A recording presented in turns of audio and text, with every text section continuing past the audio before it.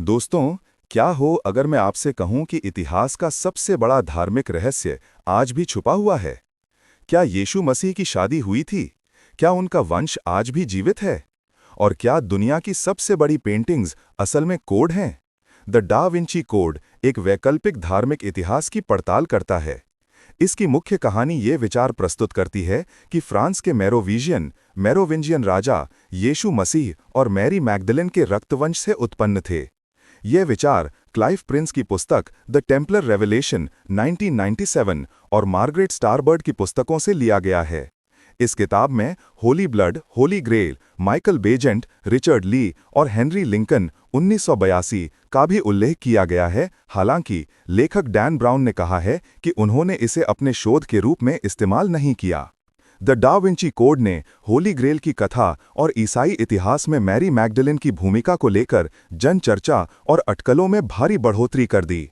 इस पुस्तक को कई ईसाई संप्रदायों द्वारा कैथोलिक चर्च पर हमला बताया गया और इसे इतिहास तथा विज्ञान संबंधी गलतियों के लिए विद्वानों द्वारा लगातार आलोचना मिली। ये उपन्यास एक विश्वव्यापी बेस्टसेलर बन गया। 2009 तक इसकी 8 करोड़ 80 मिलियन प्रतियां बिक चुकी थीं और इसे 44 भाषाओं में अनुवादित किया गया। नवंबर 2004 में रैंडम हाउस ने 160 चित्रों के साथ इसका एक विशेष सचित्र संस्करण प्रकाशित किया। साल 2006 में कोलंबिया पिक्चर्स द्वारा इस पर आधारित फिल्म रिलीज की गई। आज हम डैन ब्राउन की bestseller the da Vinci code की पूरी कहानी सुनेंगे। एक ऐसी कहानी जिसमें मर्डर है, रहस्य है, छुपे हुए कोड हैं और इतिहास का सबसे बड़ा सच। Murder eight Louvre. कहानी शुरू होती है पेरिस के लूव्र म्यूजियम से। रात में एक आदमी भागते हुए दिखाई देता है। उसका नाम है जैक सोनियर, जो म्यूजियम का क्यूरेटर है। उसे एक रहस्यमयी भिक्षु सिलास गोली मार देता है।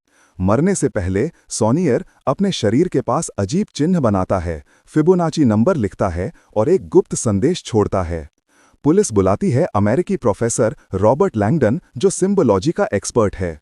पुलिस सोचती है कि शायद यही कातिल है, लेकिन तभी कहानी में एंट्री होती है। सोफी नेव्यू, एक क्रिप्टोलॉजिस्ट, कोड तोड़ने वाली और सोनियर की पोती। वो कहती है, मेरे दादा ने आपको बुलाया है, आपको फंसाया नहीं, बचाया है। सोफी और लैंगडन पेंटिंग्स में छुपे कोड ढूंढती हैं। एक कोड के पीछे लिखा है फाइंड द कीस्टोन, यानी असली रहस्य खोलने वाली चाबी। सोनियर एक गुप्त संगठन के सदस्य थे, द प्रायोरी ऑफ सायोन। ये लोग एक ऐसे रहस्य की रक्षा कर रहे थे जो दुनिया बदल सकता है। उस रहस्य का नाम है होली ग्रेल। होली ग्रेल। दुनिया मानती है कि होली ग्रेल एक कप है, लेकिन सच कुछ और है। लंदन में लैंगडन और सोफी एक इतिहास विशेषज्ञ सर ली टीबिंग से मिलते हैं।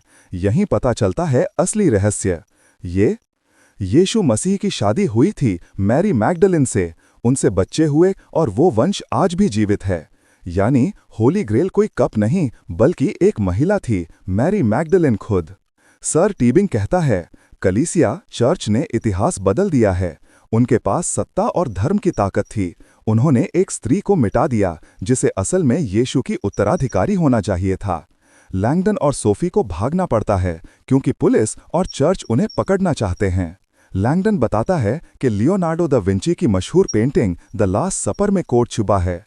आपने शायद ध्यान ना दिया हो, पेंटिंग में यीशु के पास बैठा व्यक्ति पुरुष नहीं, महिला है। वो है मैरी मैग्डलेन। उन दोनों के शरीर का आकार वी बनाता है, स्त्रीत्व का प्रतीक, फेमिनिन सिंबल। दुनिया ने इसे कभी नोटिस नहीं किया, लेकिन असली रहस्य सदियों से सबके सामने छुपा हुआ था। सस्पेंस बढ़ता जाता है। जो लोग होली ग्रेल का सच सामने लाना चाहते हैं और जो इसे दफन रखना चाहते हैं, दोनों में टकराव बढ़ता है। सिलास, वही हत्यारा भिक्षु, चर्च के आदेश पर लोगों की हत्या कर रहा है। और सबसे बड़ा झटका, सर ली टीबिंग ही सब कुछ नियंत्रित कर रहा था। वही असली विलन है। उसने सोनियर को मरवाया क्योंकि वो चाहता था सच दुनिया के सामने आए, चाहे इसके लिए कितनी भी कीमत चुकानी पड़े। अंत में सभी सुराग मिलते हैं स्कॉटलैंड के रोसलिन चैपल में। यही वो जगह है जहां सदियों से होली ग्रेल छिपी मानी जाती है। लेकिन यहां पता चलता है होली ग्रेल कोई वस्तु नहीं, बल्कि सोफी ही यीशु का वंश है। उसके दादा सोनियर ने उसे इस राज से बचाने के लिए सब कुछ छुपाया। सोफी रोती है और पूछती है, क्या मैं सच में उस खून से जुड़ी हूं? लैंगडन कहता है, इतिहास कभी सच नहीं बताता, सच हमेशा इतिहास के पीछे छुपा रहता है। सर और आज लैंगडन पेरिस वापस जाता है। वो लूव्र में दा विंची की पेंटिंग्स के पास खड़ा होता है। धीरे धीरे उसे समझ आता है कि होली ग्रेल वस्तु नहीं, एक वंश है। मैरी मैग्डलेन आज भी जमीन में कहीं नहीं, लोगों के खून में जिंदा है, और वो रहस्य हमेशा सुरक्षित रहेगा। अगर आपको ये सस्पेंस, इतिहास और धर्म से जुड़ी कहानी पसंद आई हो तो लाइक करें, शेयर करें और कमेंट में बताएं कि अगली कौन सी बेस्ट सेलर बुक की कहानी सुनना चाहेंगे। धन्यवाद, मिलते हैं अगली कहानी में।